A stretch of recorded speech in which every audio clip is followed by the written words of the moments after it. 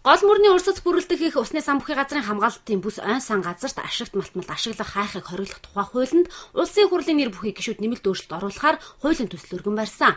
Яг энэ асуудлаас болоод төрийн түвшид хоёр талцаад байгаа. Сэтгүүлчид өнөөдөр энэ хуулинд нэмэлт өөрчлөлт оруулах нь зүйтэй эсэхтэр улсын хурлын зарим гишүүдийн саналыг авсан юм. Сангийн сайд баяр цогт асуултанд хариулж байхдаа нэг ийм зүйлээрж сэтгүүлчдийн анхаарлыг төр сарниулаад авсан юм а. Алтны шороо ордгүйгээр Монгол улс өөрөө авч бүрэн болцоод. Тэгээд технологи талаас та нар энийг сонирхгүй юу? Илүү сонирхолтой юм шиг. Манай хаацсан шүү дээ. Засгийн газар бол хаацсан байхгүй юу? Засгийн газар бол хаацсан шүү дээ. Үгүй засгийн газрын зүгээс бол хаачихсан.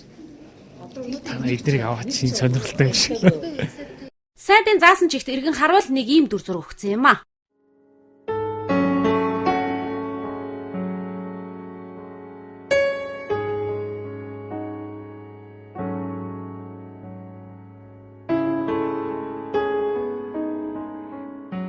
Монголын төр баталсан хуулиа бүтэн 2 жилийн турш хэрэгжүүлж чадсангүй. Харин түүнийг нь хэрэгжих боломжгүй байж гэж улсын хурлын зарим гишүүд үзээд нэмэлт өөрчлөлт оруулахаар төслийг өргөн барьсан юм. За яг энэ асуудалд өнөөдрийн анхаарал татсан гол сэдэв үйл явдал болоод баймаар. Гэтэл хуулиас илүү дэлхийн мисс сангийн сайдын сонирхлыг татдаг юм байна. Сэтгүүлчхүний хувьд ийм зүйлийг анзааралгүй өнгөрч чадсангүй ард түмэнтэйгээ хуваалцлаа.